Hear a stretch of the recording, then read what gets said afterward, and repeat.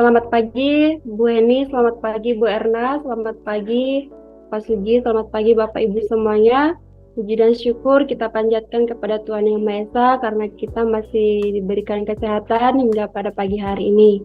Untuk pagi ini kita akan mendengarkan presentasi dari Bapak Makmur Sarjana Ekonomi, di mana di sini presentasinya penyebab penurunan produksi pada ayam petelur. Untuk waktu kami persilakan Pak Makmur. Baik, terima kasih Bu Tina atas waktu yang diberikan kepada saya. Selamat pagi Bapak Ibu sekalian semua. Salam sejahtera untuk kita semua. Puji dan syukur kita panjatkan kepada Tuhan atas berkat dan rahmat-Nya sehingga pada hari ini kita masih dapat bertemu kembali ya. Pada hari ini saya akan sedikit mengupas tentang penurunan produksi ya. Penyebab penurunan produksi pada ayam petelur ya. Salah satu masalah yang sering dihadapi oleh peternak ayam petelur adalah gangguan produksi telur. Ada beberapa faktor pendukung atau penyebab gangguan produksi telur, diantaranya yaitu manajemen kandang yang kurang baik, DOC atau pulet yang kurang baik, pakan, pencahayaan ataupun amoniak dalam kandang ya. Nah ini saya cantumkan gangguan produksi telur, diantaranya ada beberapa poin, yaitu pertama awal produksi yang tertunda ya.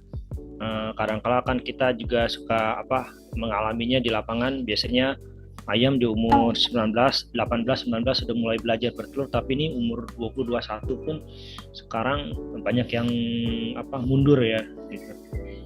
Terus gangguan peningkatan dan pencapaian puncak produksi, di mana biasanya peningkatannya cepat, misalnya dari sekitar 1%, 3%, terus 5% naik sampai 10%. Ini kenaikannya cuma 1%, 2%, tapi nahan terus lama lagi. Setelah itu juga pencapaian puncaknya tidak tercapai.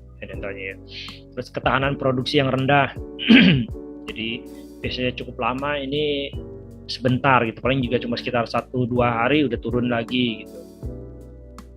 Dan juga gangguan kuantitas serta kualitas produksi telur.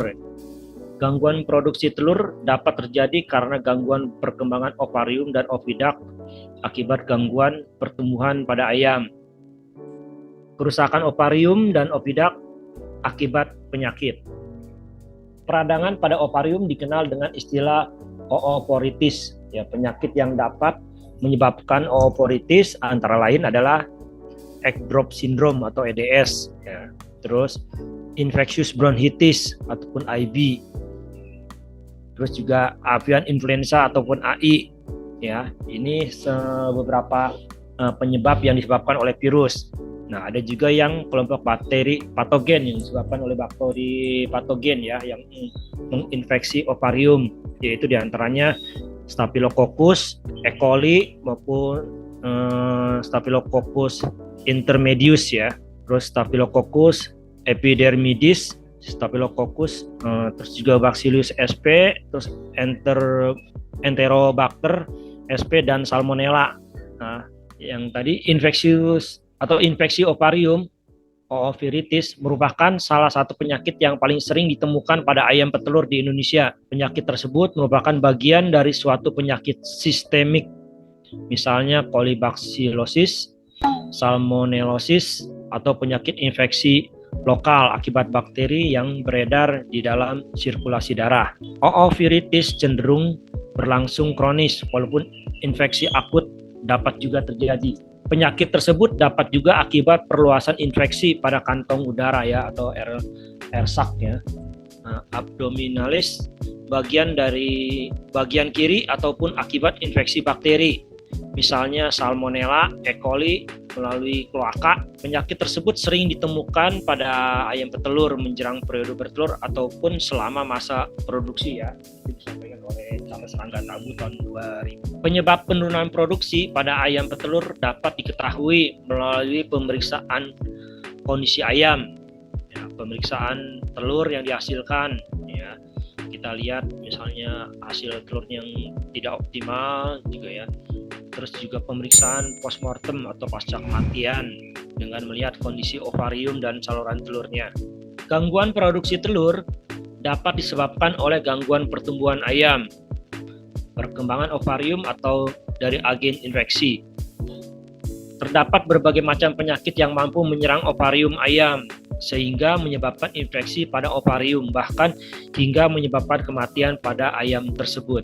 Pada infeksi ovarium yang bersifat ringan, pengobatan dengan menggunakan antibiotik biasanya akan berhasil dengan baik ya.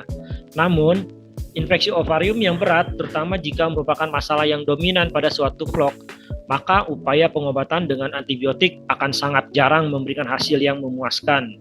Respon oovoritis terhadap pengobatan dengan antibiotik cenderung tidak optimal dan kerap kali merupakan faktor pendukung timbulnya resistensi terhadap bakteri tertentu. Beberapa jenis bakteri yang berasal dari oovoritis dan atau salpingitis yang resisten terhadap antibiotik meliputi E. coli, Salmonella sp, Staphylococcus sp, Pseudomonas sp, Streptococcus sp, Campylobacter sp. Ya, itu diantara beberapa bakteri yang cenderung resisten. Demikian juga terhadap beberapa jenis antibiotik yang bersifat resisten terhadap bakteri tertentu. Misalnya jenis atau golongan penisilin, ampicillin, tetra, gentamisin atau contrimazole ya. Terus ciprofloxacin dan enrofloxacin ya. Ini disampaikan oleh Ogun Leye et al. 2008, Homer et al. 2010, Dirdakul et al. 2013. Bakteri yang resisten terhadap antibiotik dapat menular ke manusia melalui rantai makanan, misalnya telur dan daging ayam. Ya, biasanya kan kalau di negara-negara yang udah sangat ketat, penggunaan antibiotik sangat tidak disarankan ya. Makanya ayam-ayam di kita kurang bisa diterima di luar negeri, terutama misalnya di negara-negara yang sudah tidak menggunakan antibiotik ya. Demikian juga timbul bakteri yang resisten ataupun multiresisten terhadap beberapa antibiotik tertentu akibat adanya transfer faktor resisten dari bakteri yang satu ke bakteri lainnya, dinyatakan oleh Arial 2001 ya, 2001. Sehubungan dengan berbagai fakta tersebut, maka isolasi dan identifikasi bakteri yang berasal dari ovarium yang terinfeksi pada ayam petelur komersil penting untuk dilakukan. Hal ini bertujuan untuk mengevaluasi bakteri patogen apa saja yang terdapat pada kasus oovoritis, sehingga oovoritis dapat ditanggulangi secara tepat. Di samping itu, uji sensitivitas bakteri terhadap antibiotik perlu dilakukan untuk mendapatkan informasi tentang pengobatan yang paling efektif sehubungan dengan adanya bakteri yang resisten terhadap antibiotik. Antibiotik tersebut terutama antibiotik yang sering digunakan di lapangan, antara lain amoxicillin, tetracycline, colistin, sulfa, erythromycin, enrofloxacin, penicillin. Nah, ini ada beberapa gambar contoh yang kalau misalnya telur yang kena EDS ya, terlihat ini juga yang sering kali terdapat di lapangan tuh kayak gini, telurnya lembek ya, kayak gini bentuknya ya. Jadi kerabangnya pun agak rapuh ya. Ini untuk EDS. Kalau ini IB beda ya. IB walaupun kadang-kala ada juga bentuk kayak gini, tapi dia lebih cenderung kayak begini bentuknya. Ada bentuk yang tidak sempurna ya. Ada yang kayak batu ya. Kalau misalnya kita buka atau kita pecah di di cairan albuminnya itu mencair ya kalau IB ya, yang jelasnya itu. Nah, ini beberapa produk PT Swadesi yang sangat bagus ya untuk membantu atau menstimulasi kasus-kasus tersebut di atas ya, seperti metabolase ya, di mana kandungan metabolase ini juga sangat lengkap ya. Selain daripada multivitamin B kompleksnya, dia juga ada beberapa asam amino serta sorbitol dan fruktose ya, di mana ini fungsinya juga untuk membantu biasanya kalau misalnya pada saat ayam-ayam sudah agak sakit segala dia ini bisa mensupport kembali energi ayam supaya ayam jadi cepat pulihnya ya dalam masa-masa sakit gitu. Nah, Tolefit 10 SE kita ketahui bahwa vitamin E pun sangat berguna sekali biasa untuk produksi maupun untuk fertilitas ya.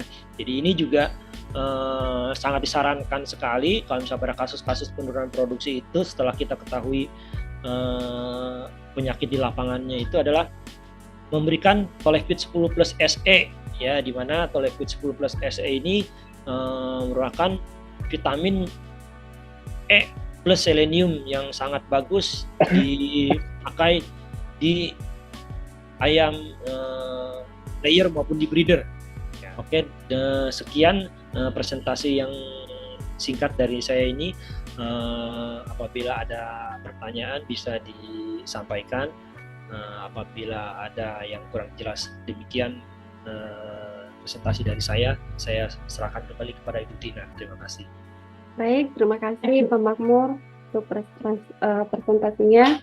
Tadi lumayan panjang dan cukup jelas dan bagus juga. Baik Bapak Ibu semuanya, mungkin dari presentasi Pak Makmur tadi ada yang mau ditanyakan atau ada tambahan, silakan untuk waktunya kami persilakan. Atau yang lain? Tidak ada yang mau bertanya? Baik Pak Makmur, saya mau nanya Bu Tina. Ya silakan Pak Ridwan, langsung dijawab nanti ya Pak Makmur. Oke, siap. Terima kasih atas waktunya. Nama saya Ridwan dari Blitar. Saya menarik ya dengan presentasi Pak Makmur. Saya hanya mau menanyakan ini aja sih Pak, untuk penurunan produksi pada ayam layer ya, itu saya yang mau tanyakan untuk ciri yang mengarah yang mengganggu produksi itu yang ke IB-nya itu mungkin bisa dijelaskan lebih sedikit lah Pak Makmur, seperti apa? Baik, itu aja Pak Ridwan. Ya, itu aja Pak Makmur. Baik, terima kasih Pak Ridwan. Pertanyaannya bagus sekali ya. Untuk yang masalah IB ya, ciri-ciri IB memang salah satu penyebab untuk ataupun penyumbang ya daripada penurunan produksi ya. Di mana IB ini kita ketahui ciri-ciri yang utama yang paling banyak ataupun sering kita temukan di lapangan dalam kasus-kasus ayam layer maupun breeder ya yang masa-masa produksi itu biasanya pada saat dia bertelur, masa-masa bertelur itu dia suka mengganggu di puncak-puncak produksi ataupun pada saat ayam baru mau produksi meningkat ya. Biasanya seringkali ditemukan di lapangan. Contoh telur tadi yang seperti saya katakan itu ada misalnya telurnya yang tidak baik bentuknya ya, ataupun juga misalnya kalau kita buka di telurnya itu albuminnya sangat encer sekali itu ya. Itu salah satu ciri-ciri daripada terjadinya IB ya. Nah, terus juga misalnya kita perhatikan kok ini ayam kelihatannya kok sehat-sehat saja tapi kok produksinya tidak mau naik-naik terus. Nah, itu kita ada baiknya juga kita untuk waspada ataupun juga kita analisa titernya, Pak. Kita lakukan titer. Lebih baik itu titer IB kita tes. Biasanya kalau misalnya pada saat kejadian ini kalau kita lihat di lapangan, pertama penurunan produksinya cukup drastis karena IB sendiri untuk penurunan produksi sangat signifikan ya Pak ya, mungkin bisa mencapai 50-60% penurunannya gitu ya. Nah, itu makanya salah satu saran dari saya adalah untuk meyakinkan itu adalah pertama selain tadi kita lihat kondisi telur ya, terus ayam misalnya dalam keadaan normal tapi produksi nggak bagus, yaitu kita titer ya. Selain kita lihat itu telur, kita titer, itu akan sangat membantu kita karena kalau misalnya kita ragu, kita tidak melakukan titer, nanti kita salah untuk diagnosa gitu. Karena sekarang dengan kondisi sekarang ini penurunan produksi banyak faktornya ya, bukan IB aja ya. gitu. Menurut saya sih pengalaman saya di lapangan pasca AI ini banyak faktornya yang terjadi gitu. Mungkin gitu Pak Ridwan ya. Oh, baik Pak. Jadi apa namanya? Seperti albuminnya itu encer ya. Kalau kuningnya enggak Pak ya Pak Makmur ya? Kuningnya sih enggak. Biasanya albuminnya encer. Jadi kalau yang normal kan albuminnya itu kan kalau kita angkat itu kan agak ngikut gitu ya. Kental gitu. Kalau ini encer benar-benar kayak air gitu. Gitu Pak Ridwan ya. Terima kasih. Oke, makasih. Penjelasannya. Makasih Pak Ridwan. Ya, terima kasih Pak Ridwan untuk pertanyaannya. Kita lanjut lagi. Ada yang masih mau bertanya dari Bapak Ibu semuanya? Silakan bertanya. Bu Safa, silakan Bu. Ya, selamat pagi Pak. Terima kasih atas presentasinya. Saya mau bertanya, untuk penyakit IB dan EDS ini kan sama-sama menyebabkan abnormalitas pada cangkang telur ya Pak? Ya. Untuk karakteristik utama yang membedakan antara keduanya itu apa ya Pak? Untuk telur yang terinfeksi IB dan EDS ini. Ya. Terima kasih. Baik, terima kasih Mbak Safa, pertanyaan yang bagus. Nah, untuk yang paling paling jelas yang sering kita temukan di lapangan itu adalah kalau untuk EDS sendiri itu telurnya biasanya yang telur-telur kayak telur penyu ya itu lebih banyak dibanding dengan IB. Kalau IB kan cenderung lebih ke biasanya warna kerabangnya menipis aja, terus juga putih-putih ya, terus bentuknya yang tidak normal. Tapi kalau untuk EDS itu cenderung lebih banyak di telur-telur penyunya gitu. Kalau untuk EDS gitu ya. Jadi itu ciri yang sangat gampang kita bedakan. Tapi memang untuk meyakinkannya lagi yaitu titer. Kita paling bagus titer. Ya, karena sekarang seperti saya katakan tadi pada saat pertanyaan Pak Ridwan, dengan pasca AI ini penurunan produksi itu banyak faktornya. Kita tidak bisa hanya mengatakan oh ini IB ataupun oh ini cuma EDS saja.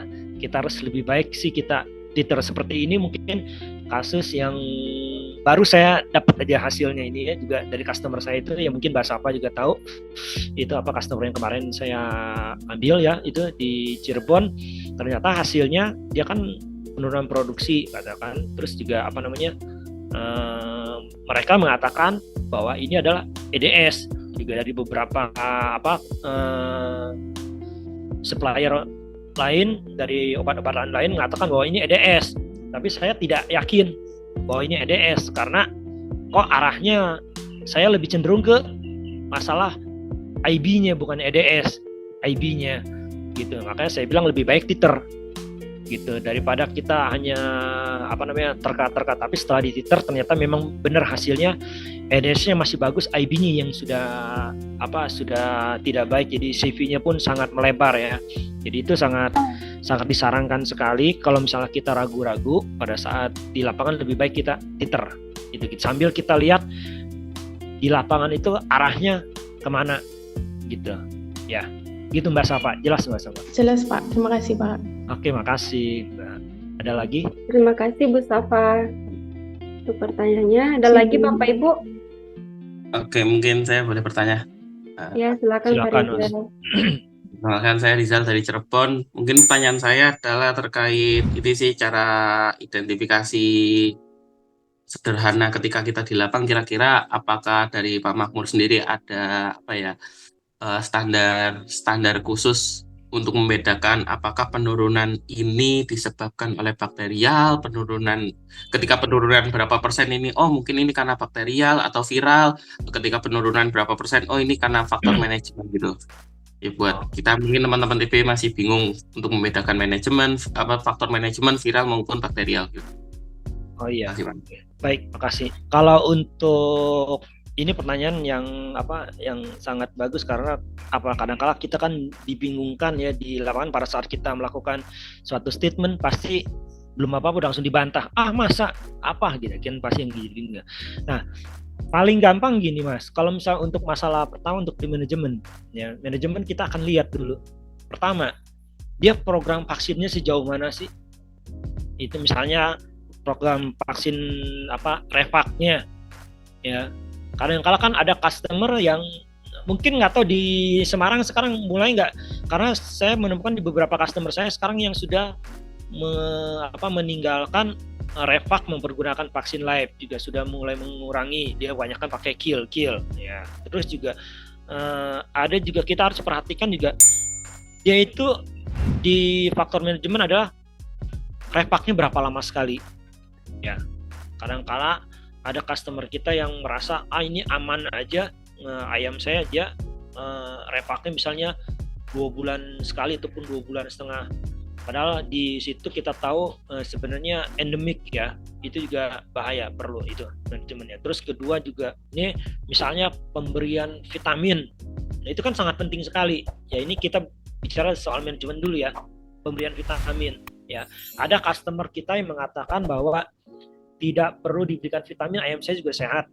Nah gitu, memang kebetulan pada saat itu sehat ya, gitu ya, itu ya, itu salah satu diantaranya kita lihat dia misal tidak memberikan vitamin. Terus kedua juga pemberian pakannya juga kita harus perhatikan, pakannya benar-benar pakan jadi ataupun pakan yang nyampur sendiri ya. Kadang-kala kita maaf kata bukannya menyepelekan orang yang pakan campur sendiri ya. Ini kadang-kala yang saya perhatikan, kalau yang pakannya campur sendiri seringkali pas ada saat dilihat ini pakan udah cukup bagus, untuk mengurangi biaya, dia kadang-kala mengurangi beberapa item lagi, kurangi dikit-dikit, pasti nggak apa-apa. Nah itu salah satu penyebab juga goyangnya produksi ya. Itu dari salah satu contoh-contoh untuk di masalah manajemen ya. Jadi tadi masalah pakan yang kalau misalnya yang cenderung campur sendiri itu bermasalah ya, walaupun kelihatan cuma sedikit, saya cuma rubah sedikit aja mengurangi cost gitu ya, itu bermasalah sangat besar. Terus kedua juga tadi saya katakan soal program refaknya harus dilihat ya. Kadang-kala ayam dianggap sehat padahal nggak merasa, atau produksi makin lama makin turun ya, itu perlu diperhatikan juga ya. Terus kalau untuk masalah dari segi penyakit ini bisa dilihat, kalau misalnya untuk kayak tadi kasus-kasus IB ya, kita lihat di lapangan itu adalah biasanya ayam itu cenderung makannya biasa aja ya, tapi kok telurnya makin lama makin sedikit ya. Terus juga kalau misalnya yang lebih parah lagi, kalau misalnya kita temukan di lapangan, kalau misalnya ada ayam itu yang sudah mulai kayak berbunyi ya, ngik, itu kan udah lebih parah ya sebenarnya. Kalau udah ngik itu kan salah satu ciri-ciri IB ya, yang dia menjulurkan lehernya ya. Terus juga kita juga harus perhatikan pada saat terjadi kasus IB maupun EDS ya, itu yang paling gampang itu adalah yang tadi saya katakan, lihat daripada telurnya ya. Syukur-syukur kalau misalnya bisa dibedah ya, kalau misalnya dibedah itu akan lebih baik kalau misalnya bisa dibedah ya. Jadi kita akan mengetahui benar-benar enggak, karena kadang-kala gini, pada saat kita bedah itu kalau kita buka ovariumnya pada situ, nanti di uretannya pun terlihat. Harusnya kan telur itu dari yang kecil besar gitu ya, sampai akhirnya waktunya bertelur. Ini kalau kita lihat ada yang bentuknya kayak anggur ya. Itu kayak kemarinnya mungkin dari siapa saya pernah dapat itu. Jadi pada saat dibedah telurnya itu telur mudanya itu masih kecil-kecil, nggak ada yang besar. Indonesia kan harusnya ada urutannya dari kecil sampai ke besar sampai waktunya bertelur ya. Ini tidak ada gitu. Nah itu juga salah satu penyebab dari kasus di lapangan seperti IB ataupun dari EDS ataupun yang lainnya. Mungkin gitu Pak Rizal, bisa dimengerti nggak? Siap, bisa Pak, bisa. Oke, kalau gitu terima kasih. Memang kadang-kala kita di lapangan itu agak dibikin rancu dengan beberapa kasus ya, karena kasus produksi terutama untuk di ayam petelur merupakan sangat penting sekali ya. Jadi kita harus benar-benar jeli untuk meneliti kasus-kasus ini gitu. Baik, terima kasih Pak Rizal, Pak Makmur. Baik Bapak Ibu semua, mungkin kita kasih waktu satu pertanyaan lagi. Ada lagi yang mau bertanya? Izin Bu, mau nanya Bu. Ya silakan Pak Zikri. Ya terima kasih Bu. Izin Pak Makmur. mau bertanya sedikit. Oh ya, saya Zikri dari Banten. Nah, kemarin Pak ada kasus sedikit yang di lapangan yang disampaikan sama mandornya gitu di salah satu farm. Jadi di farm itu dia ayam di umur 70 minggu itu udah grafiknya itu udah langsung anjlok gitu. Penurunan langsung menurun dan itu anjlok gitu. Nah, kemarin saya sempat pengen nyaranin untuk pemakaian Tolefit. Nah, menurut Pak Mahmud sendiri itu sebaiknya disarankan pas di umur 70 minggu atau di umur 60 atau bagaimana baiknya gitu, Pak? Oh, berarti tentang Tolefit ya. Jadi baik, makasih Mas Zikri ya. Ini kalau untuk masalah tadi di customer ada kasus yang umur 70 minggu atau anjlok. Ya, kita harus perhatikan dulu Mas, harus dilihat dulu ini sebenarnya kasusnya apa. Gitu, nggak bisa kita langsung serta-merta kasih Tolefit ya, karena kalau misalnya kita nanti serta-merta langsung katakan oh ini kasih Tolefit, tapi ternyata permasalahannya ada infeksi sekundernya. Nah, itu nggak akan bisa banyak membantu Mas, gitu ya. Jadi diusahakan kita cari tahu dulu permasalahannya apa yang di lapangan. Nah, kalau misalnya kita udah tahu permasalahan di lapangan, nah itu boleh memberikan Tolefit seperti misalnya tadi pada saat misalnya kasus IB ataupun EDS itu diberesin dulu ya, setelah itu untuk membantu memacu atau mengembalikan produksi yang hilang tadi itu boleh menggunakan Tolefit. Nah, itu baru akan terlihat hasilnya daripada kita langsung menggunakan Tolefit tapi kita tanpa analisa yang sebelumnya, itu justru nanti malah dikatakan oleh customer bahwa kok tidak ada efeknya, malah ntar dianggap Tolefit yang kurang berguna ya ataupun tidak bagus ya. Jadi saran saya Mas, tolong juga dianalisa dulu di lapangan apa sih penyebabnya sebenarnya gitu. Kalau misalnya dilihat penyakitnya nggak ada, ya udah boleh silakan baru kasih Tolefit, itu baru sangat efektif saya kira gitu.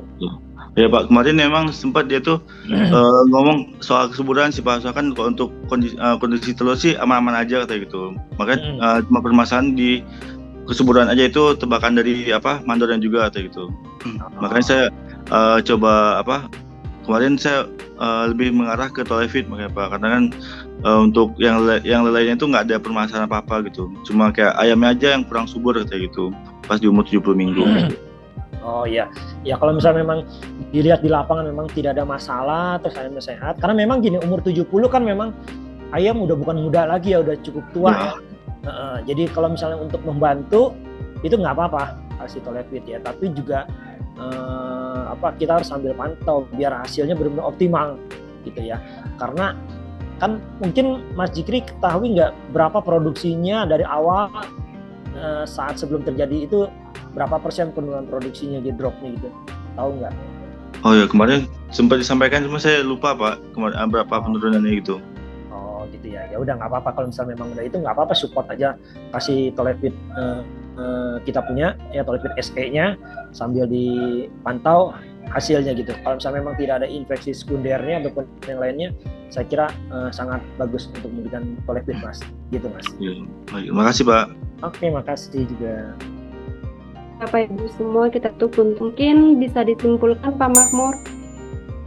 Baik Bu Tina, kesimpulan dari presentasi saya hari ini adalah bahwa produksi merupakan hal yang sangat penting bagi ayam petelur maupun breeder ya.